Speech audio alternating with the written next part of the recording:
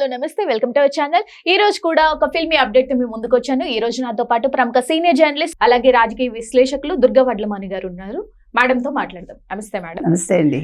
Madam, megastar సుపుత్రుడు రామ్ చరణ్ దంపతులకి mega వారసులు వచ్చారు.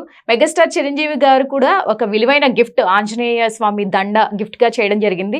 ఈ నేపథ్యంలో నందమూరి బాలకృష్ణ గారు కూడా ఒక విలువైన గిఫ్ట్ ఇచ్చి ఆ వారసులకి బ్లెస్సింగ్స్ అందజేయడం జరిగింది. సో దాని గురించి ఏం చెప్తారు? అంటే ఇండస్ట్రీలో రామ్ చరణ్కి ఇవాళ చాలా మంచి పేరుంది కదా. అంటే చిరంజీవి కొడుకుగానే కాకుండా తను రామ్ చరణ్గా తనకి తను గుర్తింపు తెచ్చుకున్నారు. తర్వాత చిరంజీవి గారికి కూడా చాలామంది ఇంట్లో మనవరాళ్ళు వచ్చారు, ఒక మనవడు కావాలనుకున్నారు. ఈ నేపథ్యంలో కవల పిల్లలు పుట్టడం అందరినీ చాలా ఆనందపరిచింది. ఒక బాబు ఒక పాప పుట్టడం, దాంతో ఇండస్ట్రీ నుంచి చాలామంది గిఫ్ట్లు పంపిస్తున్నారు. ఈవెన్ బాలీవుడ్ నుంచి కూడా గిఫ్ట్లు వచ్చాయని తెలుస్తోంది. మీరు అన్నట్టుగా చిరంజీవి గారు కూడా గిఫ్ట్ ఇచ్చారు. ఇది కాకుండా ఈవెన్ జూనియర్ ఎన్టీఆర్ కూడా ఫోన్లో శుభాకాంక్షలు చెప్పడం, వ్యక్తిగతంగా కూడా మాట్లాడారని తెలుస్తోంది.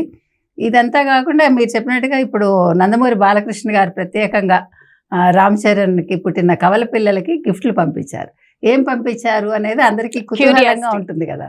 సో ఆయన ఫస్ట్ ఒక బొకే పంపించారట. బొకేతో పాటు వెంకటేశ్వర స్వామి ఫోటో, తర్వాత తిరుమల తిరుపతి దేవస్థానానికి సంబంధించిన అక్షింతలు పంపించారు. ఎందుకంటే అది చాలా ముఖ్యం.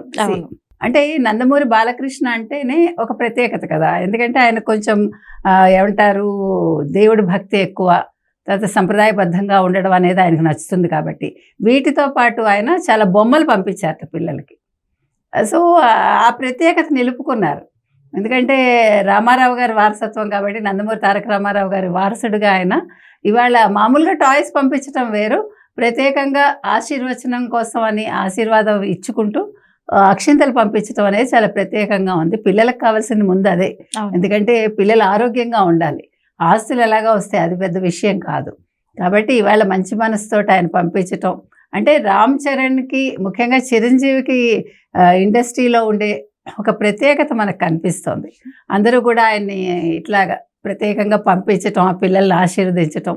సో ఆ పిల్లలు చాలా అదృష్టవంతులని మనకి అర్థమవుతుంది. మెగా ఫ్యాన్స్ లో కూడా ఫుల్ మీల్స్ పండుగనే చెప్పాలి. దాని మీద ఇంకొకటి ఆ మధ్యన ఎవరో పెట్టారు కదా, మీకు గుర్తుంటే కనుకైతే ఒక అమ్మాయి వీడియోలు చేస్తూ ఉంటుంది. ఏంటి ఏమంటారు, లెగసీ అనేది మగపిల్లాడితోటేనా అని మళ్ళీ టైటిల్ మార్చేసింది భయపడి. నేను అనేది ఏంటంటే, ఒక మంచి జరిగినప్పుడు మనం దాంట్లో నెగిటివ్ చూడకూడదు. అవును మేడం కదా.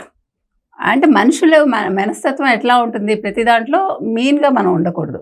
ఒక మంచి సంతోషకరమైన విషయాన్ని సంతోషంగా ముందే తీసుకెళ్ళాలంతే. Exactly ma'am. ఈ సంతోషంలో మెగా వారసులకి మనమందరం కూడా బ్లెస్సింగ్స్ అందించాలి తప్పనిసరిగా. Thank you madam.